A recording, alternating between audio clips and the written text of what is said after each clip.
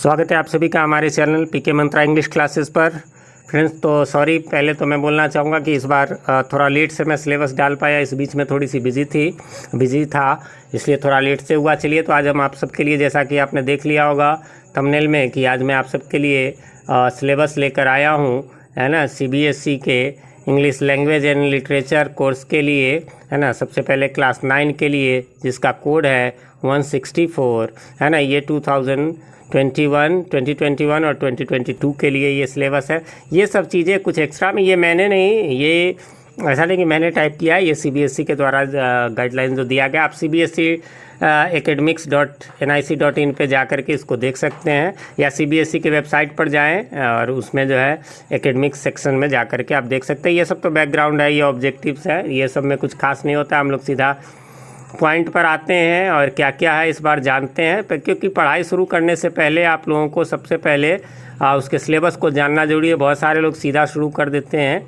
तो आखिर उसी हिसाब से तैयारी करें ना। 9th 10th में तो आपको पता है, 8 तक आपने पढ़ा होगा, जितने भी आपको क्वेश्चन आंसर टीचर ने कहेंगे ये इंपॉर्टेंट है, उससे काम चल जाएगा। बट इसमें वो नहीं, पूरी स्टोरी को आपको ध्यान में रखना होगा।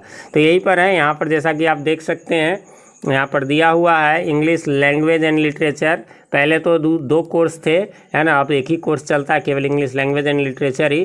और पुराना जिनका है 1-2 का जो फेल वगैरह हो गए, तो उनके लिए सिर्फ अलग होगा, अन्यथा अब एक ही होता है। नहीं तो पहले एक कम्युनिकेटिव होता था, एक लैंग्वेज एंड लिटरेचर होता था, अब नहीं है, अब एक ही है। तो ये 184 कोर्स सिलेबस है ना, क्लास 9 2022 के लिए 3 ही सेक्शन अब होते हैं। आपको पता होंगे, पिछले साल से ही 3 सेक्शन होते हैं। पहला रीडिंग स्किल है ना, वैसे तो इसमें पीरियड भी दिया हुआ है और इसीलिए ऑनलाइन क्लासेस में आजकल ये कराए जाते हैं। खैर एनीवे, दूसरा है राइटिंग और स्किल एंड ग्रामर का, और तीसरा जो है वो literature text book and supplementary का। सब में वैसे तो एवरेज दिया हुआ कि 50-50 पीरियड्स इनके होने चाहिए। चलिए इसके डिटेल्स को जान लेते हैं। सबसे पहला है रीडिंग सेक्शन। तो रीडिंग सेक्शन के डिटेल्स को हम लोगों को जानना है। रीडिंग में क्या है, तो अनसीन पैसेज आएंगे। कितने आएंगे? 2 आएंगे। कितने मार्क्स के होंगे? तो 20 मार्क्स के होंगे, है ना। तो पहला है multiple choice question based on MCQ आएगा, मतलब 4 ऑप्शंस रहेंगे। ऐसा नहीं ऑब्जेक्टिव का मतलब 1 नंबर वाले, है ना। Based on the discursive passage of 400 to 450 words का, 400 से 450 वर्ड का किसी चीज़ को डिस्कस करता हुआ होगा। Words to test interference evaluation and vocabulary वगैरह भी, यानी एंटोनिम सिनोनिम भी रह सकता है। 10 आउट ऑफ 12 आपके लिए ये है। 10th में ऐसा नहीं है ये सुविधा, आपके लिए रहेगा 10 आउट ऑफ 12, यानी 12 क्वेश्चन MCQ रहेंगे। ABCD करके 4 ऑप्शन रहेंगे, उसमें चुनने वाले 12 क्वेश्चन रहेंगे, जिनमें से आपको केवल 10 के जवाब देने रहेंगे और वो सभी 1-1 मार्क्स के होंगे। दूसरा भी पैसेज होगा, एक तो ये पैसेज, दूसरा भी रहेगा, ये भी मल्टीपल चॉइस क्वेश्चन। ये पिछले साल से ही कर दिया है और केस बेस्ड, है ना, किसी खास केस किसी पॉइंट पर दिया रहेगा। फैक्चुअल पैसेज होगा विथ विजुअल इनपुट हो सकता है ना, या स्टैटिकल डाटा की इतना ये हुआ तो इतने ये हुआ, या कोई चार्ट दे करके। ऑफ 200 to 250 वर्ड्स, वो 400 से 450 था, ये 200 से 250 टू टेस्ट, है ना, एनालिसिस एंड इंटरप्रिटेशन। उसमें तो वर्ड पावर ये सब देखना है, लेकिन इसमें एनालिसिस आप कैसे करते हैं ये भी, लेकिन उतना ही रहेगा।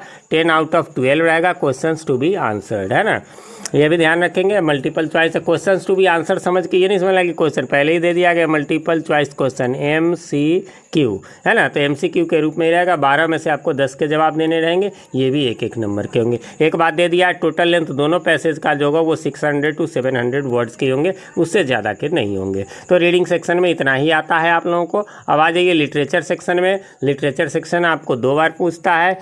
यहाँ पर ये पार्ट A है, ये ध्यान में रखेंगे। यहाँ पर मैंने आपको ध्यान दिलवाया है या नहीं दिया है, तो यहाँ देख लीजिए, पार्ट A है ना। लिटरेचर 2 बार आएगा, पार्ट A और पार्ट B करके।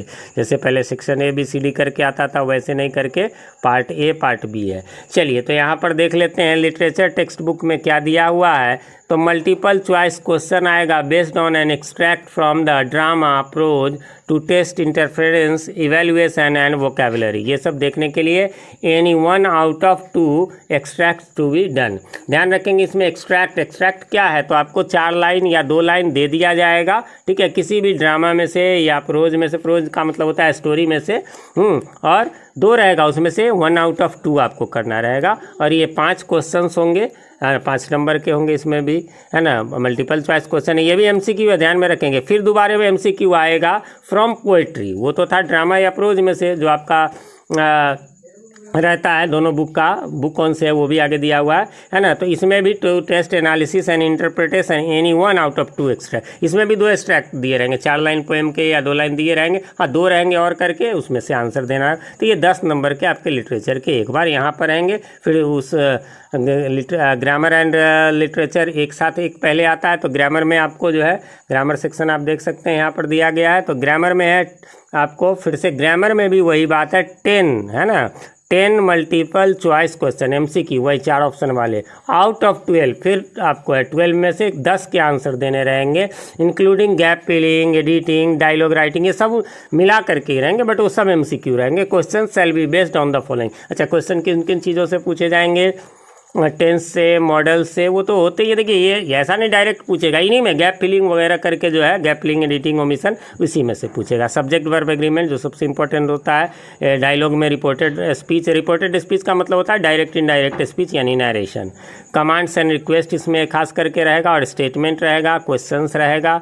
डिटर्मिनर्स, डिटर्मिनर्स कहते हैं articles plus some of adjectives को, यानी एंड द और कुछ एडजेक्टिव्स को मिलाकर डिटर्मिनर्स कहते हैं। ऐसा नहीं समझेंगे ये कौन सा नया फंडा है। यूज ऑफ पैसिव वॉइस रहेगा, इसके अलावा क्लॉजेज रहेगा जिसमें नाउन एडवर्ब क्लॉज रहेगा, ऑफ कंडीशन एंड टाइम सिर्फ, है ना, और रिलेटिव क्लॉज। इसके अलावा प्रीपोजिशन, बस इतने में से ही। प्रीपोजिशन भी बहुत इंपॉर्टेंट होता है, इन सब की थोड़ी सी तैयारी आप लोग कर लेंगे। तो ग्रामर सेक्शन में इतना ही था। एक बार फिर से अब हमारा पार्ट बी होगा, और ये टोटली जो है वो आपको लिटरेचर पर बेस्ड होगा, है ना। पार्ट बी ये जो है आपको 10 मार्क्स के रहेंगे। तो राइटिंग, पार्ट बी में पहला राइटिंग है, मैं लिटरेचर बोल रहा हूँ, है ना। राइटिंग में क्या रहेगा? राइटिंग एन इनफॉर्मल लेटर, है ना। एक इनफॉर्मल लेटर किसको बोलते हैं? जो हम किसी रिलेटिव्स को देते हैं, है ना। ऑन ए सिचुएटरी डिस्क्रिप्टिव पैराग्राफ, चाहे वो किसी पर्सन के बारे में, प्लेस के बारे में, इवेंट के बारे में, या डायरी एंट्री के बारे में, ठीक है। और जो है उसके अलावा बेस्ड ऑन विजुअल और वर्बल क्लूज, है ना। जो हो सकता है वर्बल का मतलब हो गया वर्ड के द्वारा, विजुअल का मतलब कोई चित्र के द्वारा। वर्ड लिमिट इसका 100 से 120 में आपको देना रहेगा, ठीक है, एक लेटर में, ठीक है। वहाँ हाँ एक चीज़ और कि यह भी 1 out of 2 questions to be answer, मतलब जिसका आपको हल्का लगे उसी का आंसर देना है, 5 मार्क्स का रहेगा। फिर सेकंड है राइटिंग स्टोरी, ये स्टोरी पहले से ही है ना। Writing story based on given outline, या कुछ जो भी दिया रहेगा, कुछ आउटलाइन कोई कुछ दिए रहेंगे। इसका भी वर्ड लिमिट वही 100 to 120 वर्ड से ज़्यादा बड़ा नहीं होता। ये भी 1 out of 2 question is to be answer, है ना। ये भी 2 में से 1 का आंसर आपको देना रहेगा, और ये भी 5 मार्क्स का है। आसान हो जाता है, जो टॉपिक 2 का यही फ़ायदा होता है। मान लीजिए इस टॉपिक पे नहीं समझ में आ रहा तो दूसरा समझ में आ रहा है तो उस पर, है ना, आपको ये आसान है। स्टोरी के बारे में एक छोटा सा क्लू मैं देना चाहूँगा यहाँ पर। स्टोरी होता है, बहुत लोगों को कन्फ्यूजन है, नहीं स्टोरी बहुत अच्छी चीज़ है, इससे आपके ग्रामर को वो चेक करते हैं, इसके वर्ड पावर को, इससे आपके इमेजिनेशन पावर को करते हैं। अच्छा, आपको कभी नहीं समझ में आया ना, आप जो मर्जी आए ना आप सुना, कुछ कुछ लिख दो और लास्ट में दे दो, मतलब अपने आप के बारे में देखो, और लास्ट में दे दो कि my mother was shouting get up Monu get up, है ना, कोई भी काल्पनिक नाम ले लीजिए। तो इससे, और फिर आप नाम नहीं समझ में आया तो आप स्टोरी का ये बहुत अच्छा क्लू मैंने आपको दे दिया। चलिए, तो पार्ट बी में राइटिंग के अलावा आपको फिर से लिटरेचर है। पार्ट ए में भी लिटरेचर था, वो MCQ के रूप में था, यहाँ पर MCQ के रूप में नहीं है।